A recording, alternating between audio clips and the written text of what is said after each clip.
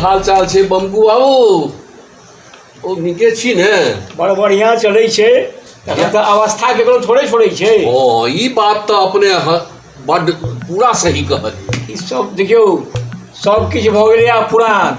हड्डी चमड़ा दिमाग नस खून सब भऽ गेलै पुरान। से तऽ ई तऽ सर्वव्यापी छै, होइते छै।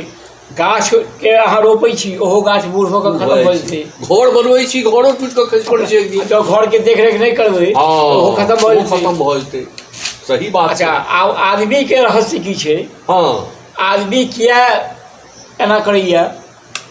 आदमी के रहस्य जे छै से मनुस्मृति पे बड़ा बढ़िया देने छथिन। अच्छा, मनुस्मृति अध्ययन केने छी अहाँ? हाँ, मनुस्मृति पढ़ने छी। अच्छा, तो ओहिमे छै जे भगवान जब बनलखिन तो मनुख के, गदहा के, कुकुर के आ उल्लू के, ई चारिटा जीव के एक रंग अवस्था बांटि देलखिन। 40-40 साल सबके 40 साल। हाँ, 40 साल।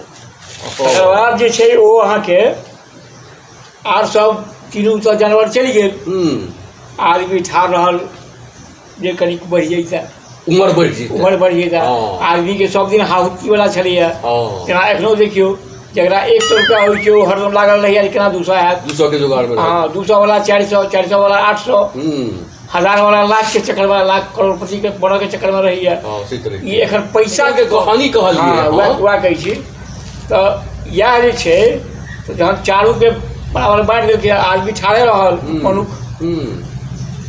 तब विधाता के पूछलकै जे प्रभु ई सब किछु हुआ वाला नहीं छै, कनी कनी जो बढ़ि जैतै, उम्र बढ़ि जैतै। हाँ, विधाता कहलकै देखो हमरा लग में जे स्टॉक छला से तो हम बांटि देलियो, सबके बांटि देलिया, माने बराबर कऽ देलियो हम। उल्लू। हाँ, आब एहिमे से जे केओ लौटावल है तो से तोरा में जुटि जेतौ। अच्छा, मनुख जाति में जुटि जेतौ। तो सबसे पहिने आयल गदहा। अच्छा, गदहा उमर लौटावल।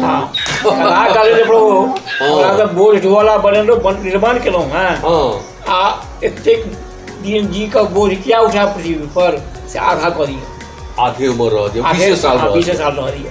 तो वो 20 साल जुटे रही मनुख में।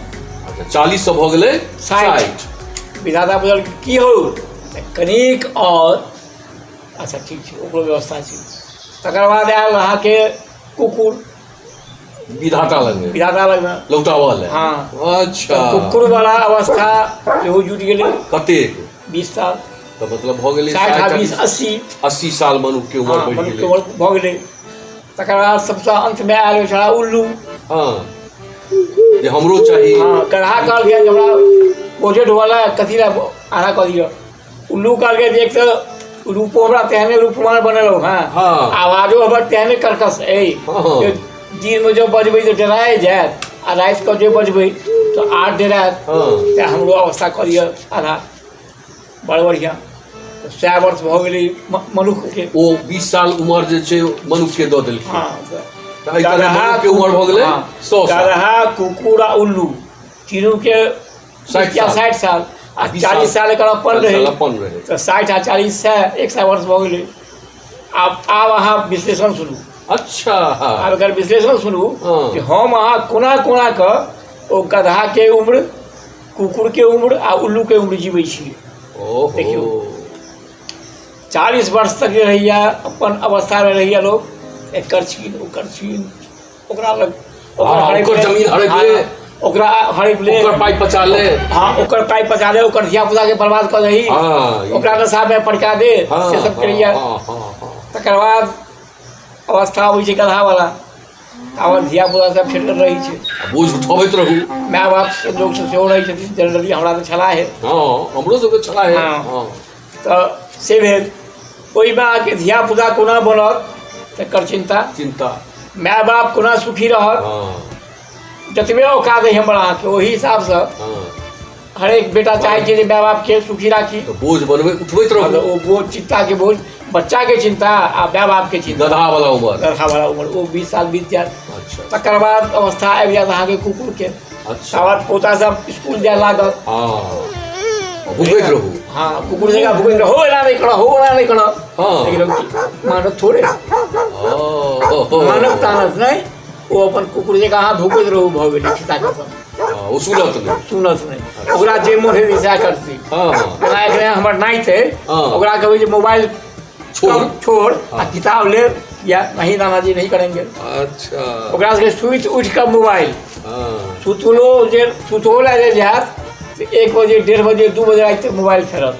अयो मनुस्मृति में तो एकदम अक्षरशः सत्य हाँ, सब। हाँ, हाँ नहीं ई सब हम अपना दिशा कह रहा छी, मनुस्मृति में ई सब मोबाइल वाला नहीं लिखल छै। अरे मोबाइल वाला बात तो कनी यहाँ विश्लेषण के लिए। विशेषण हाँ अच्छा, तकर बाद आबि जाइ छै उल्लू वाला। हाँ उल्लू तावत अहाँके आँखि से सुझत नहीं, हाँ। शरीर भऽ जायत शिथिल, हाँ कतौ बेटा लग में रहत नहीं, हाँ। पुतहु लग में रहती नहीं। अच्छा अच्छा जँ रहबो करती तो ओ बेटा पुतहु कखनो आबि कऽ देख लेथिन जे बाबू ठीक छथि कि नहीं, हाँ पापा ठीक छथि कि नहीं। बस पुतहु वो हुल्की मारि कऽ देख कऽ फेर चलि जेती, दरवाजा पर तो रुकती नहीं। आ दरवाजा पर एकटा बड़ी अथी दऽ देत चौकी चाहे खाट, हाँ। ओहि पर पड़ल रहू, जे लोग गेल तकरा देखियौ, हाँ। जकरा चिन्हबै तकरा टोकियौ, हाँ। जकरा नहीं चिन्हलियौ अपन चलि गेल। अगर केओ चिन्हैया तो ओहो टोकत, काका की हाल चाल, भाई की हाल चाल, हाँ बाबा की हाल चाल से कह देत, मुड़ी हिला दियो। मुड़ी हिला दियौ। हाँ बस यह जीवन। यह जीवन।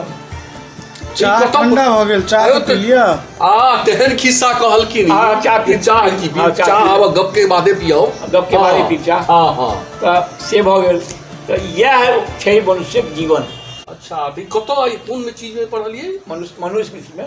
मनुस्मृति में। मनुस्मृति में अहाँके ततेक नीक नीक चीज सब छै, सबटा दृष्टांत छै टोटल। वाह। हम पढ़लियै आ अपना जिंदगी से जहन ओकरा मिलान केनाइ शुरू केलियै तऽ एकदम अक्षरशः मिल गेल। एहन एहन कहानी सब धिया पुता सबके ककरो पूछल नहीं छै, आ एहन एहन कहानी सब निकालू, देखियो आ लोग सबके सुनबियो। ओकर कारण छै बड़ ने, नीक कहानी सब है। हम अहाँ किताब पढ़लहुँ, हाँ। हमरा अहाँके समय में मोबाइल नहीं रहे। नहीं देबे आब धिया पुता तो मोबाइल देखैत रहत। बस हाँ दिन रात जे छै से घसैत रहत। भजैत रहत ओ। हाँ आ हम सब कुकुर जकाँ भूकैत रहू। कुकुर जकाँ भूकैत रहत। मना करबै तऽ आर करत, आ जानि बुझि कऽ अहीं लगमे बैस कऽ करत। की करबै यो समय जना जना बदलै छै। हाँ। जब जैसी बहे बयार तब पीठ तैसी तैसी पीठ की की जाए। जाए।